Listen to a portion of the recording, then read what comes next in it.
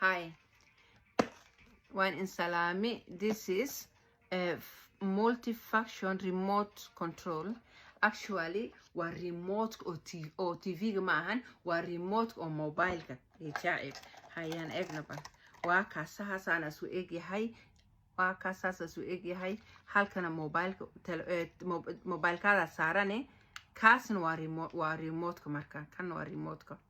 Sarne is a mobile. You put your mobile there. It's a mobile holder, and it also has a remote control for mobile. So if you're lazy like me, you don't want to touch screen. You just use the remote. So you can see I'm using the remote. You can see the small dot, and that is the small. At work as TikTok, our TikTok and Adi Sasa Sudakajini. You just go like that. Whatever you want to Horia Sudakajini, Kodala Sudakajini using the remote is very nice. You don't go mobile matatabini is markasta. At the Uber headed link or something.